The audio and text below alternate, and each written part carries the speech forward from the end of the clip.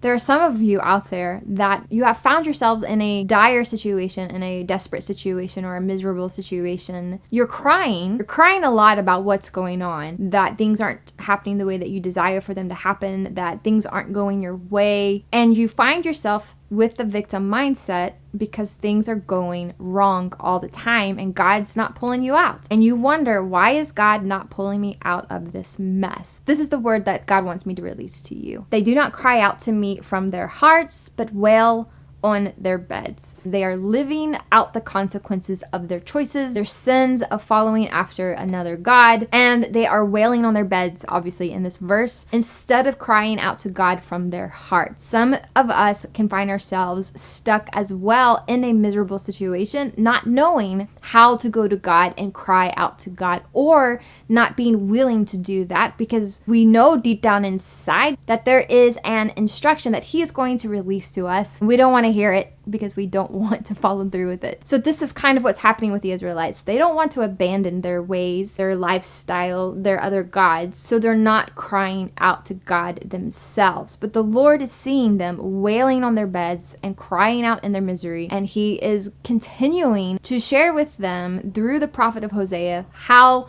to be pulled out of their situation by returning back to Him, repenting, and turning from their wickedness. So that's what's going on in the book of Hosea and in this verse in particular. The Lord also revealed to me that the reason why the Israelites did not cry out to Him, because they already found themselves in a place where they were far from Him. They have not built upon their relationship with God, so they didn't have this relationship to fall back on with the Lord. All they could do was just remain in their situation, crying, and instead of looking to God for help, just living in their hopelessness and despair, and being the victim in their own story, choosing a victim mindset instead of a mindset where they could make choices that would turn their situation around. They refused to make those choices, so instead they decided to just be a victim and have a victim mindset. So what's happening here is that God is seeing them having a victim mindset, and I'm sure He's frustrated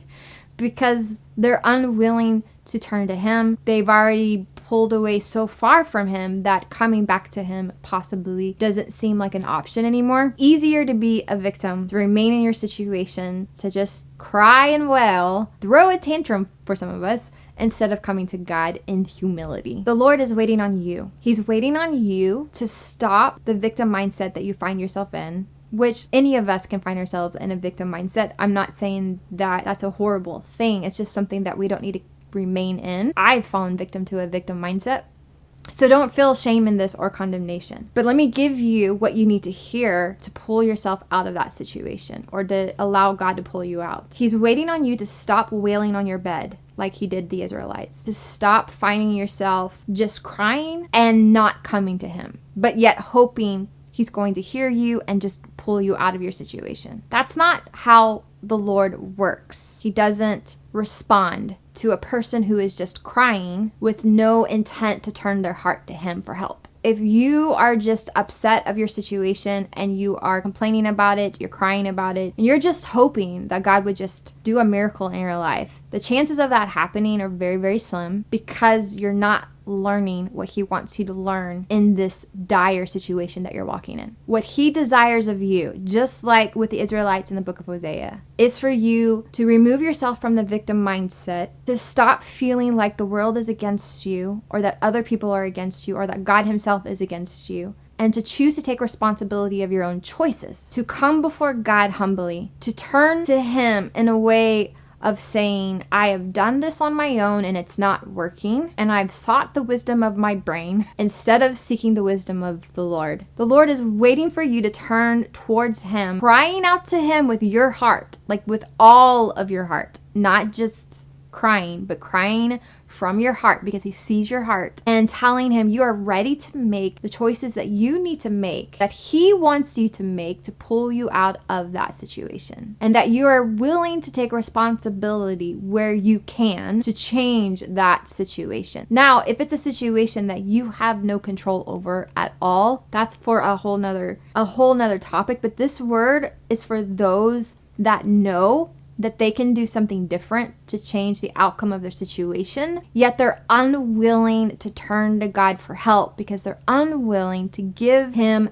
everything, all of their hearts, all of their lives. They're holding on to something else. They're turning to other things for help, and they're unwilling to turn completely to Him. And instead, they want to remain in a life that they know doesn't fully honor the Lord and hope that He would rescue them despite that. We find ourselves stuck in a particular situation or find ourselves going around the same mountain over and over again, and we feel like life is like a hamster wheel and nothing changes. We find ourselves in similar situations. That is opportunity for growth within us and opportunity for us to survey our own heart, to see what's going on, asking the Lord to reveal to us what part of our lives we need to hand over to the Lord and how we can grow so that we can move past this hiccup that we feel like we are experiencing over and over and over again. If you have a victim mindset,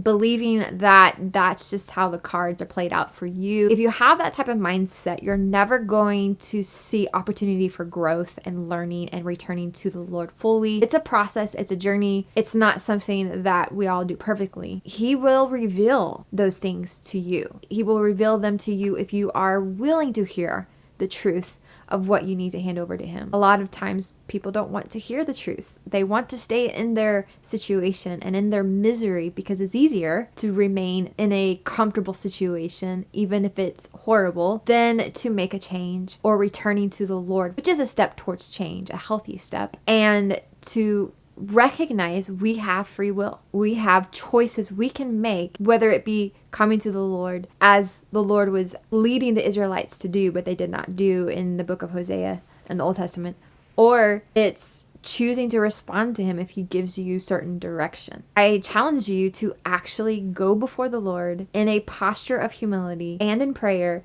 and allow those tears to be directed to Him, your full heart directed towards Him, and telling Him that you're returning to Him, and if you haven't walked away from Him, that you're fully leaning into Him and desiring for Him to lead you out of that mess. He will reveal that. Like, He doesn't withhold information from us to be a mean God. He wants to reveal to us what we can do and what we should do. And it comes through relationship with Him. Everything that I ever share always falls back on that. It comes through relationship with Him. Being honest with ourselves is something that will bring change in our lives and change in our situation. Ask Him for the strength and the grace to do those things that maybe feel impossible to do, but you know are the right things to do because He's leading you to do them.